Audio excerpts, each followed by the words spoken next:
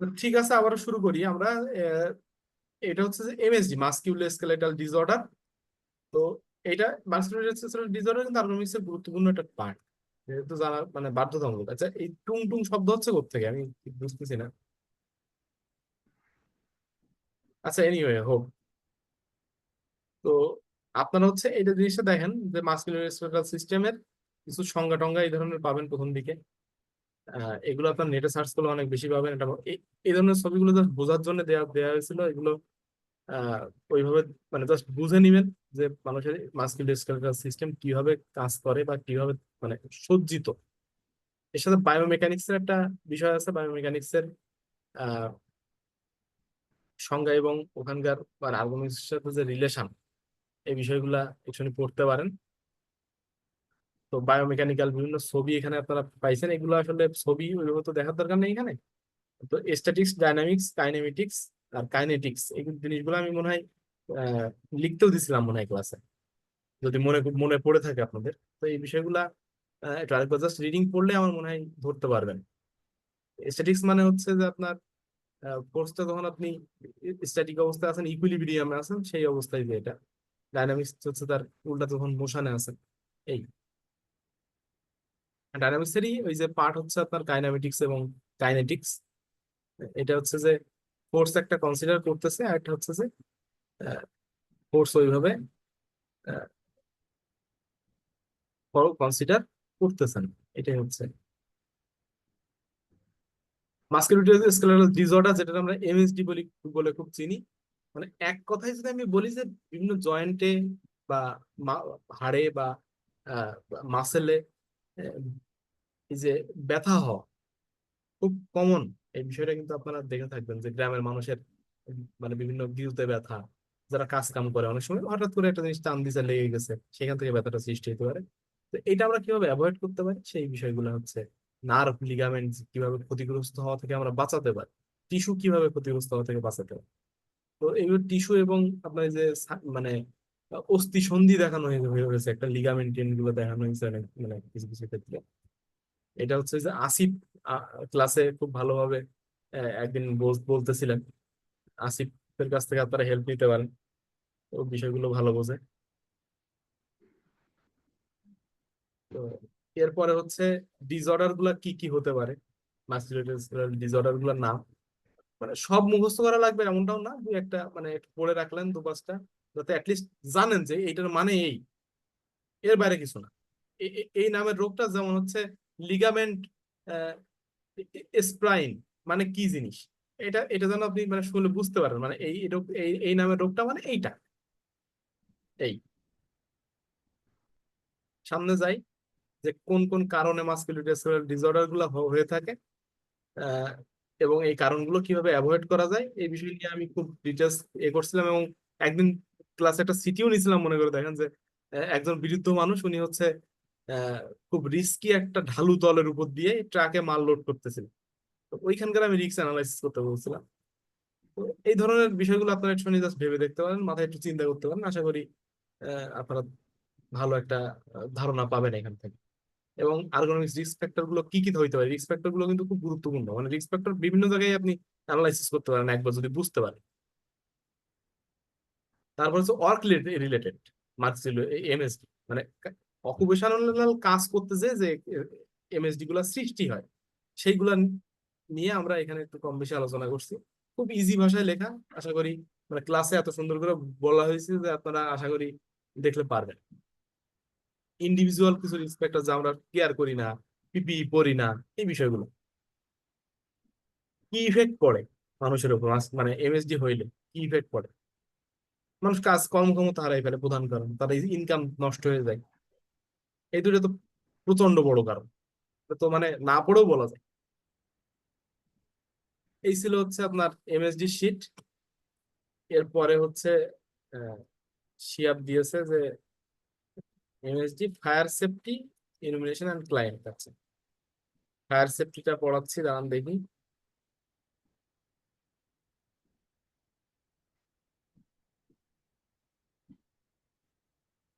আচ্ছা, দুইটা জিনিস তো আপনারা বাদ দিয়েছেন, সেফটি 1 এবং 2 এর স্লাইড আপনারা বাদ দিয়েছেন।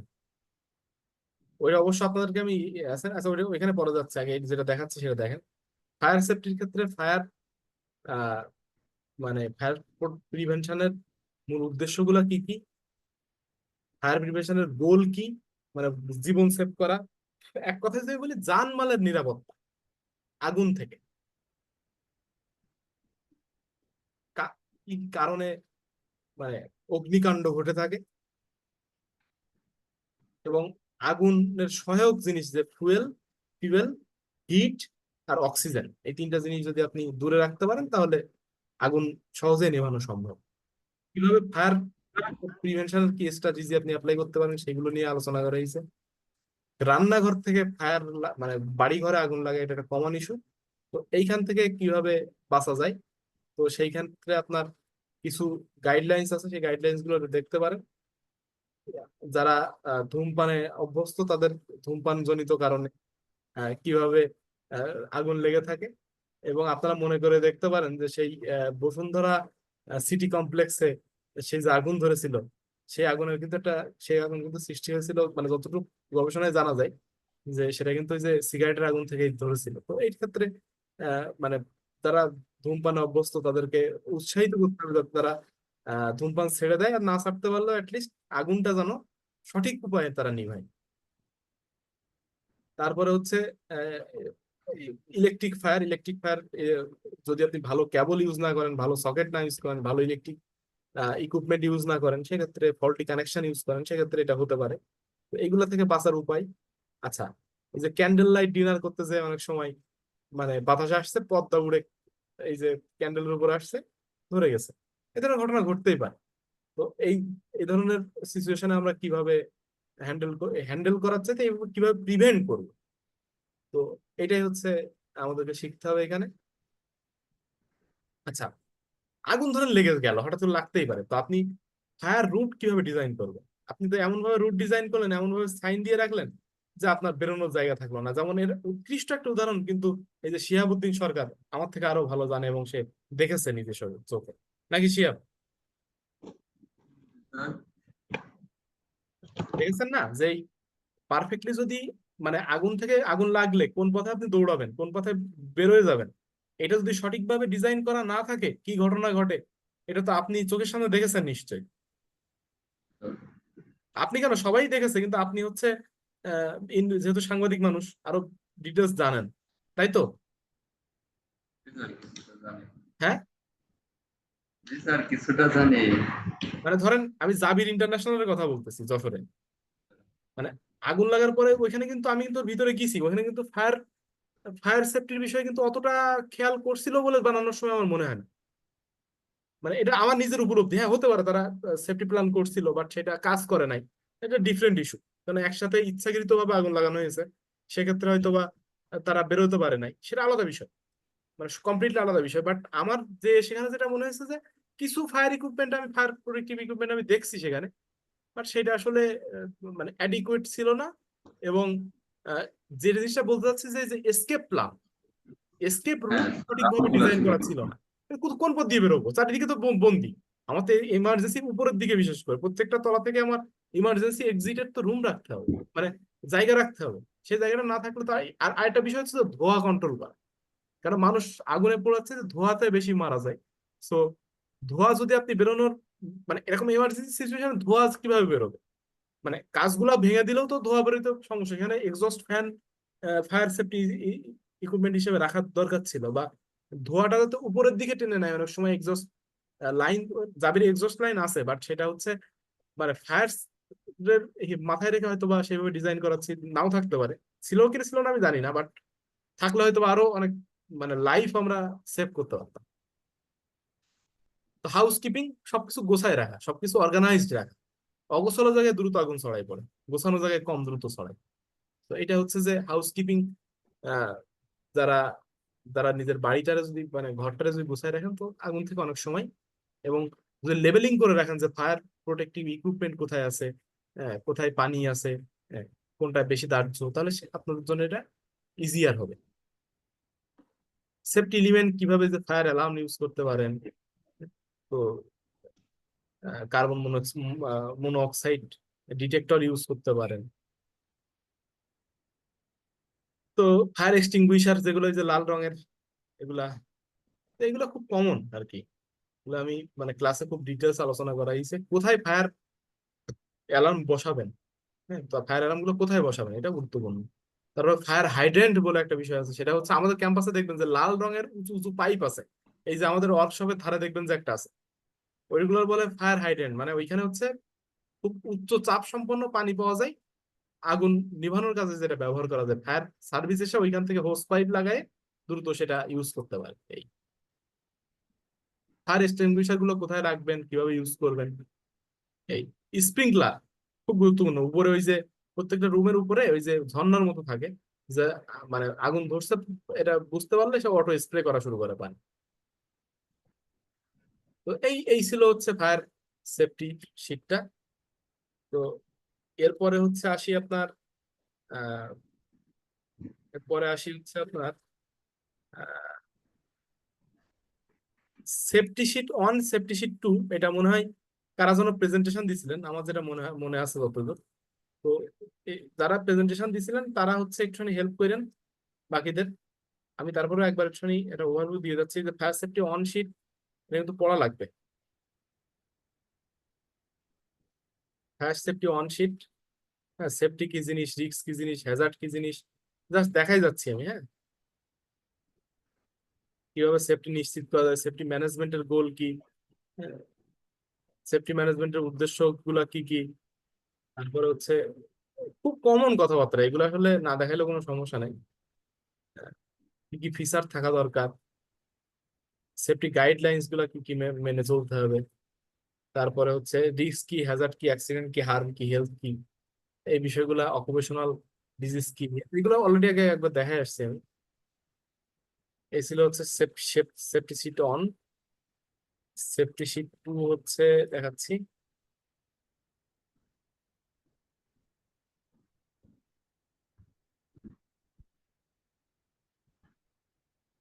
সেফটি শিট শিট টু হচ্ছে আপনার ওইটারই এক্সটেনশন, যে আনসেফ কন্ডিশন গুলা কি কি হতে পারে মানুষের জন্য। ওই যে লিফটিং ক্যারিং ট্যারিং গুলো আমি তো অলরেডি আগে পড়ায় আসছি, তারপরে ওইগুলো এখানে আলোচনা আছে। তো অকুপেশনাল ইনজুরি কিভাবে ঘটে থাকে, কিভাবে মাস্কিং এগুলো আবার মানে কিভাবে অ্যাভয়েড করা যায়, এটা হচ্ছে তো সেফটির উদ্দেশ্য। অকুপেশনাল সেফটি কিভাবে নিশ্চিত করা যায়, অ্যাক্সিডেন্ট কিভাবে অ্যাভয়েড করা যায়। হুম, আচ্ছা। ডিসএবিলিটি গুলা কি ধরনের হতে পারে, temporary, permanent, temporary, sorry, temporary total, temporary partial, permanent total, permanent partial, এগুলা ডিটেলস আমি ক্লাস আলোচনা করছি, জাস্ট ধরাই দিতেছি আর কি। রিস্ক ম্যানেজমেন্ট আপনারা কিভাবে করতে পারেন, স্ট্র্যাটেজি গুলা কি কি হইতে পারে। তারপরে হচ্ছে ওয়ার্কার কম্পেনসেশন কিভাবে করবেন, যে যদি অ্যাক্সিডেন্ট হয়ে যায় তাদেরকে কিভাবে সাপোর্ট দিবেন, কিভাবে টাকা পয়সা দিয়ে বা চিকিৎসা নিশ্চিত করে আপনারা তাদেরকে হেল্প করবেন। হ্যাজার্ড কি, হ্যাজার্ড, ইন্ডাস্ট্রিয়াল হ্যাজার্ড গুলা কি কি হতে পারে, কি ধরনের, এবং সেগুলো অ্যাভয়েডের উপায়।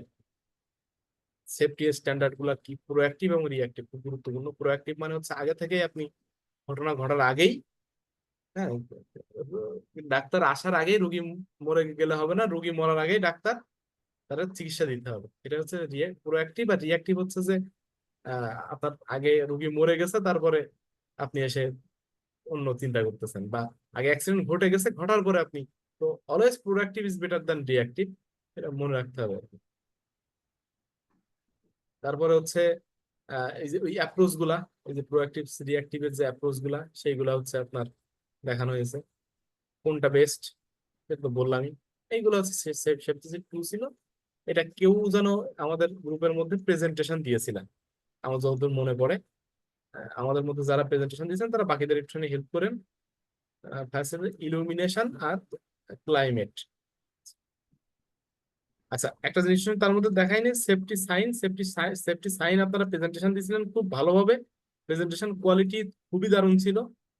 এবং আপনারা আপনাদেরকে খুব ভালো মার্কিংও করছিলাম। কিন্তু সেফটি সাইন এই এই এই এই শীট থেকেও করতে পারেন। সাইনের উদ্দেশ্য কি, সাইন কিভাবে, মানে কোন সাইনের কোন কালার ইউজ করতে হয়, এখানে বেশ কিছু সাইনের উদাহরণ দেওয়া আছে, সেগুলো আপনারা জাস্ট একটু দেখে যাইতে পারেন। দেখে গেলে আপনাদের জন্য এটা পরীক্ষার সময় কাজে দিবে। হুম, এগুলা জাস্ট কোনটা, কোন কালার ইউজ করতে হয়, কোন কালারের সাথে কোন কালার ইউজ করতে হয়, হ্যাঁ, কোনটার উপরে কোন কালার থাকে, এই বিষয়গুলো আপনারা মানে বিভিন্ন provision, mandatory, warning, safe condition, এইগুলোর ক্ষেত্রে আপনারা কোনটা কোনটা করে ইউজ করবেন। ব্যারিয়ার টেপ, এই জিনিস এই রঙের টেপ হয়তো আপনারা অনেক জায়গায় দেখেছেন, বিদ্যুৎ কেন্দ্রে বা ওই টাইপের জায়গায় দেখতে পারেন। এই ছিল সেফটি সাইন। এরপরে আসি হচ্ছে আপনার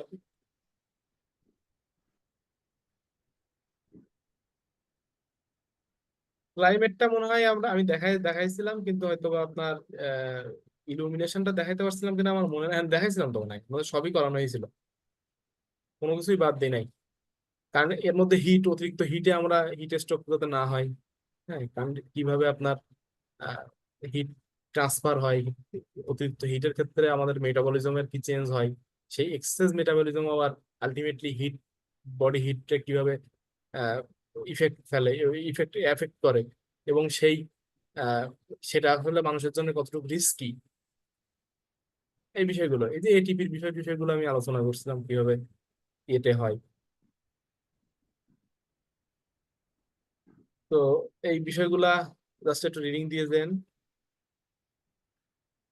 এনভায়রনমেন্টাল এক্সটার্নাল ফ্যাক্টর যেগুলো আছে, যেগুলো হচ্ছে আপনার মানে মানুষের হেলথের উপর বা আপনার কমফোর্টের উপর ইফেক্ট ফেলে, এনভায়রনমেন্ট মতো কমফোর্টের উপর ইফেক্ট ফেলে, স্বাচ্ছন্দ্য নষ্ট করে এবং আপনাকে বিরক্তির সৃষ্টি করে। এটা থেকে বাঁচার উপায়গুলো আমাদের বেশি শিখতে হবে। হিট স্ট্রেস কি জিনিস, এটা খুব ডিটেলস আলোচনা করছি আমি। এটা কিভাবে আপনি ম্যানেজ করবেন, ম্যানেজমেন্ট হচ্ছে কিভাবে আপনি এটা থেকে মানে সেফ থাকবেন, কিভাবে ম্যানেজ করবেন, কিভাবে আপনি মানে এই হিট স্ট্রেসটারে কমাবেন, সেটার উপায়গুলা, গাইডলাইন্স গুলা। আপনার অতিরিক্ত হিটে গরমের সময় সাইকোলজিক্যাল যে ফিজিওলজিক্যাল যে ইফেক্ট গুলো পড়ে এবং সাইকোলজিক্যাল যে ইফেক্ট পড়ে, দুইটাই দুইটাই আপনাদের দেখতে হবে। অ্যাক্লামাইটাইজেশন মানে হচ্ছে যে আপনার একটা নতুন আবহাওয়ায় গেলে, হ্যাঁ, যে চেঞ্জ গুলো মানুষ অ্যাডপ্ট করে নেওয়ার যে অ্যাবিলিটি, সেটাই হচ্ছে আপনার অ্যাক্লামাইটাইজেশন। হিট ইলনেস যেগুলো হয়, যারা দেখবেন যে অতিরিক্ত গরমে, বিশেষ করে যারা একটু ফর্সা মানুষ, তাদের দেখবেন যে গায়ে র্যাশ ওঠে, লাল লাল হয়ে যায়, চুলকায়। হ্যাঁ, এই বিষয়গুলো থেকে আমরা মানে কিভাবে বাঁচা যায়, এগুলো আপনি একটু চিন্তা করবেন। তবে এই পরীক্ষার জন্য অ্যাটলিস্ট এগুলো জাস্ট একটু রিডিং দিয়ে গেলে না, এর বাইরে দরকার নেই। আচ্ছা, ইলুমিনেশন আমি মনে হয় দেখানো হয়েছে, তারপরও আরেকবার একটু সময় দেখাই দিয়ে যায়, মানে শীট গুলো তো শীটই, এখানে আসলে দেখানো না দেখানোর আসলে আমার মনে হয় যে খুব বেশি মানে পার্থক্য নাই। তবে কিছু কিন্তু ইনোভেটিভ কোশ্চেন থাকবে আর্গোনমিক্স যেহেতু, এখানে আপনার অ্যান্সারটা ট্যাকটিক্যাল ওয়েতে দিতে হবে, আপনারে আপনার ক্রিয়েটিভিটিটা ওইখানে জাহির করতে হবে। তবে ক্রিয়েটিভিটিটা যেন এমন না হয় যে খুবই ইরিলেভেন্ট যেন না হয়, মানে আপনি আর্গোনমিক্স পড়ে যদি আসেন, আপনি রিলেভেন্ট কথাবার্তা লিখতে পারবেন, খুব ভালোভাবে আপনি ইয়ে করতে পারবেন। আর একটা বিষয় হচ্ছে যে আর্গোনমিক্স এর মতো সাবজেক্টে যাতে কারো রিটেক না যায় ভাই, কারণ এইগুলো হচ্ছে যে একদম মোটামুটি আপনি লিখে গেলে কিন্তু পাশ করে যাবেন। তো সিটিতে তো ভালো মার্কস আছে, সো ভালো মার্কস থাকবে আশা করি সবাই, যদিও সব খাতায় আমি দেখি নাই। তো আলো কিভাবে মানুষের কাজের উপর ইফেক্ট ফেলে, এটাই হচ্ছে মূলত এর আলোচনা। এই যে এই মেশিনের অবশ্য কাজ আমি দেখাইতে পারি নাই, তো দেখাবো ইনশাল্লাহ। লাইট, তারপরে ভীষণ, এই বিষয়গুলো মানে খুব কমন কথাবার্তা, আমি খুব ভালো করে দেখানো হয়েছে আশা করি। হিউম্যান ভিশনের উপরে কিভাবে আপনার কাজ করে আলো, এবং আলোর কারণে মানুষের মুডের কি পরিবর্তন হয় এবং কর্মক্ষমতার উপরে কি প্রভাব পড়ে। তো এই জিনিসটা দেখবেন। রিফ্লেক্টাস গ্লার, এই বিষয়টা গুরুত্বপূর্ণ। গ্লার, বিভিন্ন ধরনের গ্লার আছে, অ্যানোয়েন্স, ডিসকমফোর্ট গ্লার, এই বিষয়গুলা ডিটেলস এখানে আছে, জাস্ট রিডিং পড়ে যায়, রিডিং পড়ে গেলে এনাফ। এখানে এর থেকে বেশি এই যে ব্লাইন্ডিং গ্লার, এই গ্লার বিষয়টা কিন্তু গুরুত্বপূর্ণ। গ্লার খুব জানা দরকার। আর এখানে গ্লার হচ্ছে ইম্পর্টেন্ট, কিভাবে আপনি গ্লার রিডিউস করবেন, গ্লার রিডিউস করার উপায়গুলা। আচ্ছা, ভিজুয়াল ডিফেক্ট কিভাবে তৈরি হয়, এবং ভিজুয়াল ডিফেক্ট মানে মায়োপিয়া, যেমন আমাদের যে মায়োপিয়া আছে, বা যাদের হাইপার, মানে যাদের এক কথায় যাদের চশমা লাগে, এদের এদের সমস্যাগুলো কি হয়, তো এটা খুব বেশি গুরুত্বপূর্ণ না এই কোর্সের সাথে, অনেকটা মেডিকেল সায়েন্সের সাথে। তারপর জেনে রাখাটা গুরুত্বপূর্ণ, কারণ অনেক ওয়ার্কারের বা আপনার নিজের কাজ করতে গেলেও আপনার সঠিক পাওয়ারের লেন্স যদি আপনি না নেন, যদি ডিফেক্ট থাকে, তো আসলে মানে খুব ডিফিকাল্ট হয়ে যায় এবং লং টার্মে চোখের ক্ষতি হয়ে যায়, যেমন আমার ক্ষেত্রে হয়েছে। আমার কিন্তু আগে পাওয়ার এত বেশি ছিল না, বাট আমি না ইউজ করার কারণে জিনিসটা আরো সেভিয়ার হয়ে গেছে। ডিফেক্টিভ ভিশনের ইফেক্ট কিভাবে, মানে খুব জেনারেল কথাবার্তা, এগুলো জাস্ট একটু রিডিং পড়ে যান। রিকমেন্ডেশন গুলো কি, রেস্ট মানে কিভাবে একটা রেস্ট ওয়ার্ক সাইকেল কিভাবে মেনটেন করতে হয় যাতে চোখটারে কমফর্ট দিতে পারেন। ভিডিটি খুব গুরুত্বপূর্ণ, ভিজুয়াল ডিসপ্লে ইউনিট। এটা ভিডিইউ, এটা খুব গুরুত্বপূর্ণ, যেটা হচ্ছে যে আমাদের অর্কেস্ট্রেশনে যে আমরা কম্পিউটারের মনিটর, যেটা সহজ কথায় এই মনিটরের অ্যালাইনমেন্ট কিভাবে থাকা উচিত। তো এই জিনিসটা কিন্তু খুব গুরুত্বপূর্ণ বর্তমান সময়। হ্যাঁ, টার্মিনাল মানে ভিজুয়াল টার্মিনাল গুলো কিভাবে ইয়ে করা উচিত, এবং সেখানে জব ডিজাইনটা কেমন হওয়া উচিত, সেখানে আর্গোনমিক্যাল অর্কেস্ট্রেশনটা কিভাবে সেট আপ করা উচিত, এই আর কি। তো ভিজুয়াল রিলিফ অনেক সময় দেখবেন যে কিছু কিছু খুব মাল্টিন্যাশনাল অফিসে, হ্যাঁ, বা ইভেন অনেক বড় লোকের বাসায়, বড় লোক শব্দটা হয়তো বা এখানে বলাটা একটু মানে আহ, খারাপ শোনায়। তো মানে যারা হচ্ছে ওয়েলথি পার্সন এবং যারা খুব মানে লাক্সারাস লাইফ লিড করতে পছন্দ করেন, তাদের দেখবেন যে এরকম ধরনের চারিদিকে ঘরের মধ্যে ঢুকলে মনে হয় যে নতুন একটা এনভায়রনমেন্টে এসে পড়ছি, নতুন একটা সুন্দর পরিবেশে এসে পড়ছি। চারিদিকে মানে কৃত্রিম এরকম একটা আবহাওয়া তৈরি করা থাকে, এটাও মডার্ন যুগে অনেক মানে খুব। কেউ কি ব্ল্যাক মিরর দেখেছেন, ব্রিটিশ সিরিজ দেখেছেন কেউ? আছেন কি আপনারা, নাকি আমি একতরফা বকে হ্যাঁ, যাচ্ছি? অল্প কয়েকটা এপিসোড দেখছিলাম। ওই ব্ল্যাক মিররে একটা এপিসোড আছে, দেখবেন যে সাইকেল চালায়, সাইকেল চালালে টাকা জমা হয়, সেই টাকা জমা দিয়ে এয়ার স্কিপ করা যায়। একটা রুমে তার ওই থাকতে হয়, কাজ করলে মানে সে খাবার, তার বিনিময়ে সে খাবার আর এ পায়। তো ওইখানে দেখবেন যে মানে রুমের মধ্যে মনে হয় যে আহ, আলাদা একটা দুনিয়ায় আছেন, চারিদিকে খুব কমফোর্টেবল, মানে যদিও কৃত্রিম ভাবে তৈরি করা। সেটাই সেটাই। তো এটা হচ্ছে একটা ভালো ওয়ে হতে পারে বর্তমান যুগে আর কি। ভালো খারাপ দুইটাই ইফেক্ট আছে। তো এটা আর কি মানে লিস্ট যারা ওয়ার্কার ফ্যাক্টরিতে, তাদের মানসিক রিলিফ সামান্য সময়ের জন্য দেওয়ার জন্য ভালো। স্কিনের ইউজের বিষয়গুলা, এগুলা এই যে দেখেন ভিডিটি কিভাবে আপনি সেট আপ করবেন, এই বিষয়গুলো এখানে কম বেশি আলোচনা করা আছে। এগুলাই ছিল হচ্ছে যে স্লাইড তো আসলে আছেই, এটা আসলে আপনাদের দেখানো আর না দেখানো সমান। তো এখন যে গুরুত্বপূর্ণ বিষয়টা বলবো সেটা হচ্ছে যে আপনার যারা এই যে মানে অ্যাসাইনমেন্ট গুলা কার কাছে আছে, অ্যাসাইনমেন্ট গুলো কিন্তু পড়তে হবে ভাই। অ্যাসাইনমেন্ট গুলো কিন্তু থেকে কিন্তু ভালো কোশ্চেন আমি দেওয়ার চেষ্টা করব, কেননা ওইখানে কিন্তু বেশ অনেক গুরুত্বপূর্ণ টপিক, যেমন আপনার অগমেন্টেড রিয়ালিটি ছিল, ভার্চুয়াল রিয়ালিটি ছিল, হ্যাঁ, তারপরে হচ্ছে আর কি কি ছিল, যারা যারা মানে গ্রুপ ওয়াইজ একটুখানি কি বলবেন আমাকে কষ্ট করে যে কি কি ছিল, এটা একটুখানি আমাকে যদি একটুখানি বলেন, আমি বহুবার বলে দিছি। যারা তখন ক্লাসে নোট করছেন, যাদের কাছে আছে আলহামদুলিল্লাহ তারা উইনার। আর যারা নাই তাদের জন্য যদি একটুখানি আপনারা সদয় দৃষ্টি দিয়ে শুনে বলে দেন, তাহলে আমি এসব লিস্ট করে ফেলি গ্রুপ ওয়াইজ। 1 নম্বর গ্রুপ বলেন, ল্যাব প্লাস হচ্ছে, আগে হচ্ছে ল্যাবেরটা বলেন, ল্যাবের কার কি সিলেকশন বলেন, একটু রেসপন্স করেন কাইন্ডলি।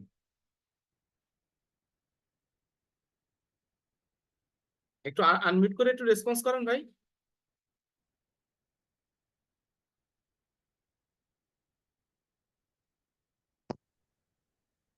এটা ছিল, আমার অ্যানথ্রোপোমেট্রি। হ্যাঁ অ্যানথ্রোপোমেট্রি ছিল স্যার ল্যাবে, মানে ওই যে আপনার মাপ জাপ নেওয়া, মানে ওই যে ওই আচ্ছা, হ্যাঁ মাপের হ্যাঁ বিষয়গুলো। হ্যাঁ, আচ্ছা, আর এরপরে আরেকজন বলেন, কি ব্যাপার আপনারা সেফটি সাইন ছিল স্যার। আর স্যার ইউএক্স ইউআই ওয়ার্ক ছিল স্যার। সিএক্স। যাও, ওকে, সংক্ষেপে লিখি। আর আর কার কি ছিল? স্যার থিওরিতে ছিল human computer interaction group 2। Human computer interaction খুব গুরুত্বপূর্ণ। আর আপনারা যদি কেউ কথা বলতে খুব লজ্জা পান তাহলে হচ্ছে আহ ইয়ে দিতে পারেন, এই কমেন্ট করতে পারেন। এই যে রাখি কমেন্ট করছে।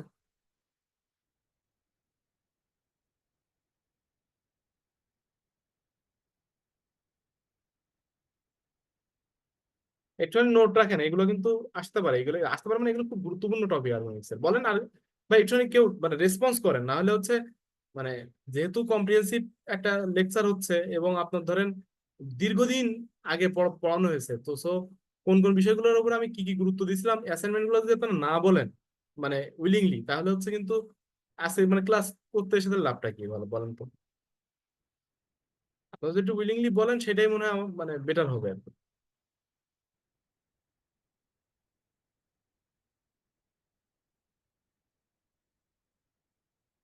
স্যার ওয়ার্ক প্লেস ডিজাইন ছিল। Work place design, good.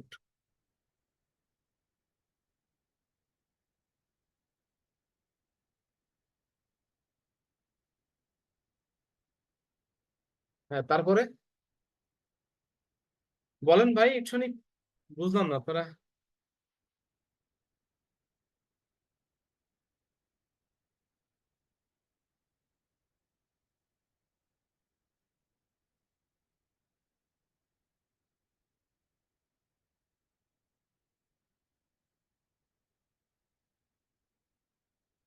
Mute করতে বলতেছি সবাই। স্যার গ্রুপ তো 7টাই ছিল মেবি। হ্যাঁ, গ্রুপ তো 7টাই ছিল। বলেন বলেন। স্যার ওয়ার্ক স্টেশনের উপরে ছিল একটা। ওয়ার্কস্টেশন তো এই যে ওয়ার্ক প্লেস ডিজাইনের মধ্যেই ওয়ার্কস্টেশন ডিজাইন ছিল মনে হয় নাকি? জি স্যার। আচ্ছা, আর কি ছিল বলেন। কি আপনার কাছে ফাইল সব দিয়ে দিছিলাম না? ফাইল তো সব দিয়ে দেওয়া ছিল, আপনাদের তৈরি করা ফাইল। আপনারা মানে সেগুলো কি কারেকশনে রাখছেন নাকি রাখেন না? একটুখানি কাইন্ডলি ইয়ে করেন, মানে আনমিউট করে একটুখানি বলেন। স্যার দেখতেছে স্যার, আমরা যদি পাই। যাই হোক, এইগুলা মানে যেগুলো আসলো আর এর বাইরে যেগুলো আছে সেগুলো একটুখানি কালেক্ট করে, এই শিয়াপ কালেক্ট করা আছে কি? আর এগুলা তো ইয়াতে আছে আর কি স্যার, যে আমাদের যে ক্লাসরুমের যে কম্পিউটারটা ওইখানে ছিল আর কিছু। কেন তো ওইখানে নেননি স্যার কেন? হোয়াটসঅ্যাপে স্যার, এগুলো নিয়ে আসছিলাম একটা পেন ড্রাইভ দিয়ে, পেন ড্রাইভই স্যার খুঁজে পাইতেছি না স্যার। আচ্ছা, তাহলে আবার নিয়ে যান, সেগুলো তো আছেই সেভাবে। আপনারা যে ওই যে একদিন এসে কালকে এসে নিয়ে যান, বা ওই যে আপনার পরীক্ষা কবে? আর রবিবার। রবিবার, তাহলে শনিবার এসে কালেক্ট করেন। মানে কালেক্ট তো করতে হবে আলটিমেটলি, কারণ কালেক্ট না করতে পারলে কিন্তু আপনাদের মানে ঝামেলা হয়ে যাবে, যে এগুলো কিন্তু লাগবে, কোনো স্যার উপায় নাই। গ্রুপে দুইটা এটা মনে হয় থিওরি ক্লাস স্যার। বলেন। স্যার গ্রুপে দুইটা আহ, ছবি দিছে, এটা মনে হয় থিওরি ক্লাসের জন্য যে প্রেজেন্টেশন ছিল তার উপরে। এখানে হচ্ছে হিউম্যান কম্পিউটার ইন্টারাকশন একটা রয়েছে, ভার্চুয়াল রিয়েলিটি এটা রয়েছে, সেফটি শিট 1 আর 2 এর উপরে স্যার রয়েছে। হুম, এই তো আমি ইউজার তো দেখতেছি। এই তো একটা আছে যে রিস্ক ম্যানেজমেন্টের একটা ইয়ে ছিল, ওইটা রিস্ক যাই হোক, আমি আমি ম্যানেজমেন্ট। নিজেও ধরেন অত ভালোভাবে হচ্ছে আমার কিন্তু মনে নাই যে আমি আসলে কি কি কোন জিনিসগুলো করাইছিলাম। এই জিনিসগুলো আসলে আমার নিজেরও মাথায় নাই, কারণ আমি ওই সময় কিন্তু আপনাদের ওই জন্য যেহেতু মাথায় থাকবে না, আমি এই জন্য হচ্ছে আপনাদের খুব সুন্দরভাবে জিনিসগুলো হচ্ছে ওই যে আনকোনমিক প্রিন্সিপাল টিন্সিপাল গুলো ছিল, তারপরে এই বিষয়গুলো কিন্তু ছিল। সো এই জিনিসগুলো আপনাদের মাথায়, আমারও মাথায় থাকবে না বিধায় আমি আপনাদের কিন্তু সে সময়ই বলে দিছিলাম। সো যারা নোট করে রাখছেন আলহামদুলিল্লাহ, তাদের জন্য খুব ভালো, এবং তারা একটু সবাই একটু সাপোর্ট দিন। যাই হোক, তো আমি এইখানেই মোটামুটি শেষ করতেছি। এই জিনিসগুলো তো আসলো, এছাড়া আপনার অন্য যে জিনিসগুলো আছে সেগুলো আপনারা কালেক্ট করে পড়ে ফেললেন, পড়াশোনা করে এসেন, কেননা এটা অনেকদিন আগে পড়া হয়েছে। সো মাথায় নাই অনেক কিছু, লিস্ট একবার রিডিং না দিয়ে আসলে কিন্তু পারবেন না পরীক্ষার হলে। আর অ্যালগোরিথমিক্স এর কোশ্চেন কিন্তু কিছু ইনোভেটিভ কোশ্চেন থাকবে, তো না পড়লে ইনোভেটিভ কোশ্চেন অ্যান্সার করা কিন্তু কঠিন ভাই। যদি পড়ে আসেন আপনি অ্যান্সার করতে পারবেন। আর মডারেশনও আশা করা যায় খুব বেশি হবে না, মডারেশন করলেও আমি তো মানে পুরো সিলেবাস কভার করছি, সো মডারেশন করলেও এর বাইরে থেকে দেওয়ার মতো হলো জায়গা নাই আমার মতো। যাই হোক, এখন আমি কিছু বিষয়ে, হ্যাঁ বলেন। বলতেছিলাম যে আমাদের তো আর্টস এর কোশ্চেন হয়, যদি স্যার যদি মানে সেট প্রতিজন অনেকগুলো টপিক কিন্তু আমরা আলোচনা করছি স্যার অনেকক্ষণ, তো এইবার সকলে যখন মাথায় কিস করতেছে আর কি, এটা যদি একটু স্যার বুঝিয়ে দিতেন যে মানে কোশ্চেন প্যাটার্ন বা এই টাইপের যদি একটু আলোচনা করে দিতেন স্যার, তাহলে আমাদের প্রিপারেশন আচ্ছা, কোশ্চেন প্যাটার্ন, আচ্ছা আমি তো যে টপিক গুলো দিলাম এগুলো এগুলো তো বুঝছেন নাকি? এই পরে কি কি টপিক পড়তে হবে এগুলো তো বুঝছেন?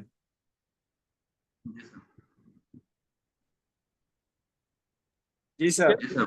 হ্যাঁ, এর সাথে কোশ্চেন প্যাটার্ন যেটা আমি বলি যে আমার ধরেন সিটির কোশ্চেন যদি দেখেন ওই টাইপের করা কিছুটা মিল থাকতে পারে, আর আমার গত বছরের কোশ্চেনটা একটু দেখেন, তাহলে কোশ্চেন প্যাটার্নটা মোটামুটি বুঝতে পারবেন। গত বছরের গত বছর পুরোটাই আলাদা, যেমন অন্যান্য প্রিভিয়াস ইয়ার কোশ্চেনের থেকে একদম পুরো আলাদা টাইপের কোশ্চেন এসেছে স্যার গত হ্যাঁ, বছর। আলাদা টাইপেরই কোশ্চেন হবে কিছুটা।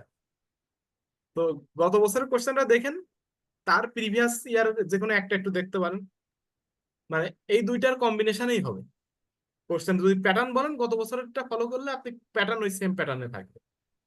আর আপনি যদি বলেন যে ছোট করে দেন, আসলে ছোট করার উপায় নাই, কেননা তাতে কোশ্চেন বাদ পড়বে। আর খুব বেশি পড়া না কিন্তু, ধরেন এই যে স্লাইড গুলো, আপনি তো স্লাইড মুখস্থ করতে যাবেন না, আমার কথাটা বুঝেন। স্লাইড মুখস্থ করতে গেলে আপনার কিন্তু মানে সারা জীবনও শেষ হবে না। তো আপনি যদি বুঝে পড়ে জিনিসটা ওই পয়েন্ট গুলো যদি মনে রাখেন, জাস্ট পয়েন্ট গুলো মনে রাখলেন, এনাফ, আপনি A+ পেয়ে যাবেন আল্লাহর রহমতে। কিন্তু না বুঝে মুখস্থ করতে গেলে একদম শেষ আপনার। মনে হয় বুঝছেন এই শিহাব, আপনার কি উত্তর পাইছেন? জি স্যার।